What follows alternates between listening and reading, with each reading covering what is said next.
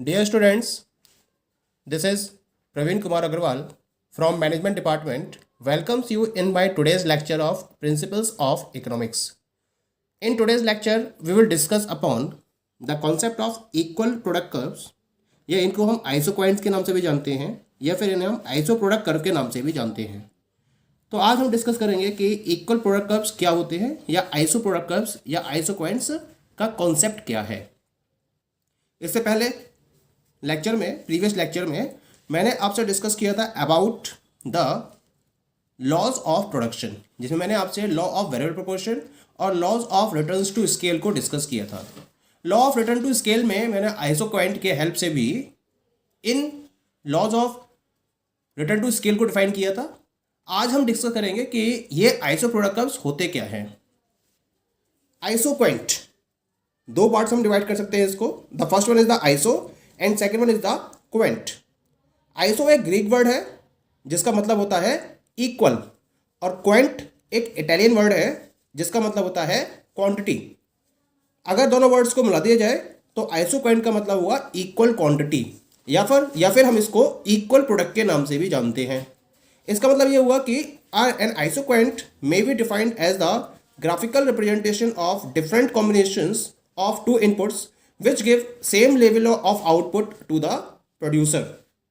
यानी कि एक आइसोक्वेंट दो इनपुट्स के डिफरेंट कॉम्बिनेशन का ग्राफिकल रिप्रेजेंटेशन होता है जो कि एक प्रोड्यूसर को same level of output provide कर रहे होते हैं।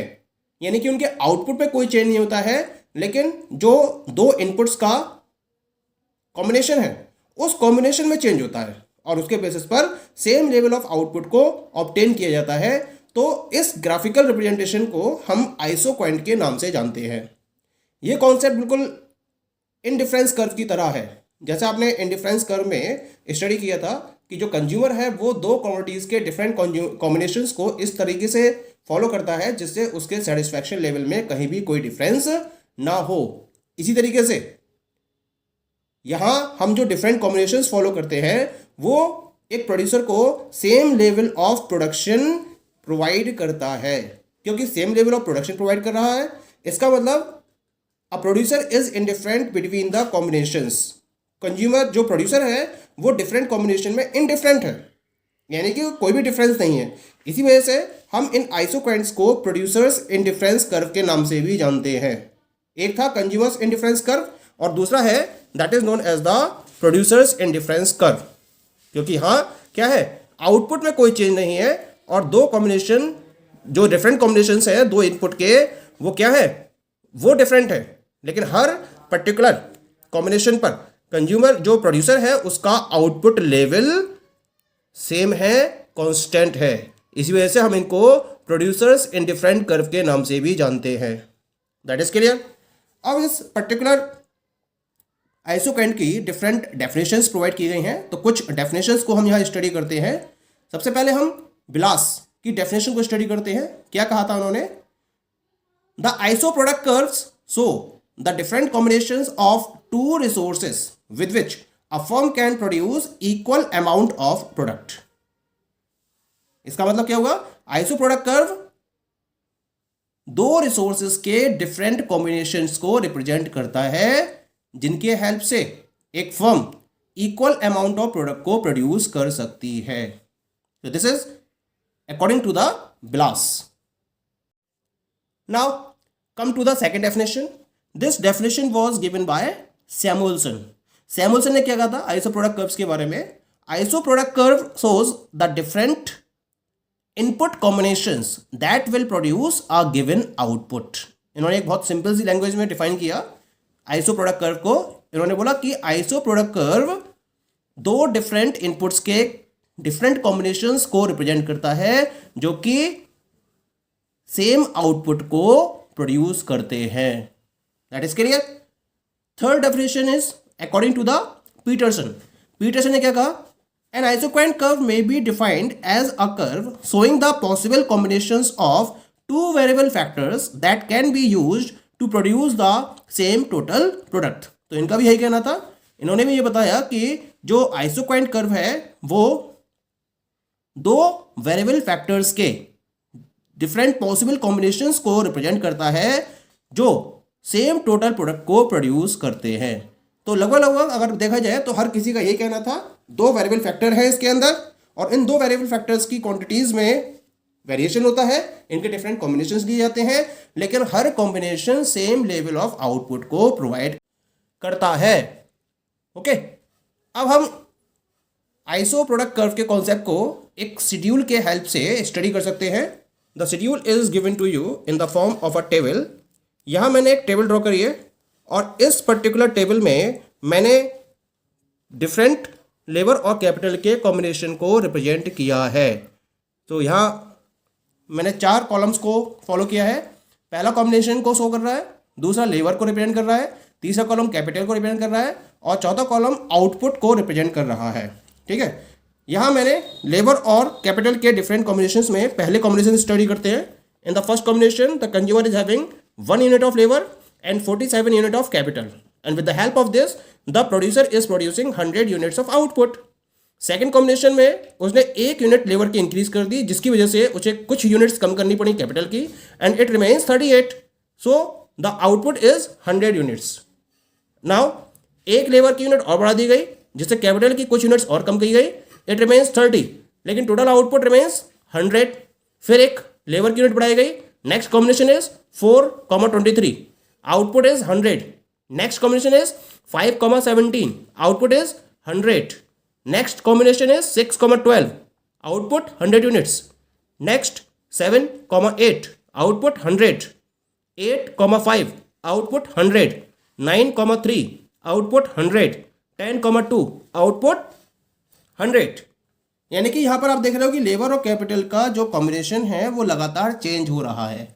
लेबर की क्वांटिटी को हम लगातार इंक्रीज कर रहे हैं और कैपिटल की क्वांटिटी को हम लगातार डिक्रीज कर रहे हैं, लेकिन जो आउटपुट है वो सेम रहता है। क्योंकि आउटपुट सेम रखना है तो अगर हम एक वेरिएबल इनपुट की वैल्यू को इंक्रीज करेंगे तो दूसरे वेरिएबल इनपुट की वैल्यू को हमें डिक्रीज करना ही होगा, तभी हम आउटपुट को सेम रख सकते हैं। तो दैट इज क्लियर। तो in the above isoquant schedule you are looking various combinations of inputs. दो इनपुट्स है labour and capital that are providing same level of output and this level of output is equal to 100 units. Okay, now the isoquant curve can be represented with the help of the isoquant schedule as follows. यानी कि हमने जो अभी isoquant schedule को study किया है उसके basis पर हम आइसोक्वांट कर्व को कुछ इस तरीके से ड्रॉ कर सकते हैं। You are having the curve, on the x-axis we are having labor and on the y-axis we are having the capital। y-axis पर आपको कैपिटल दिखाई दे रही है और x-axis पे मैंने लेबर को रिप्रेजेंट किया है। लेबर को मैंने 1 के स्केल पर लिया है, 1 2 3 5 अप टू डैश 8 तक, और यहाँ क्योंकि कैपिटल की मैक्सिमम क्वांटिटी मेरे पास कितनी है 47, तो मैंने यहाँ पर इसको 48 के स्केल तक लिया है, यानी कि 6 का स्केल लिया है, 6 12 18 24 अप टू डैश 48 तक। क्लियर। अब हम पहले कॉम्बिनेशन की बात करते हैं।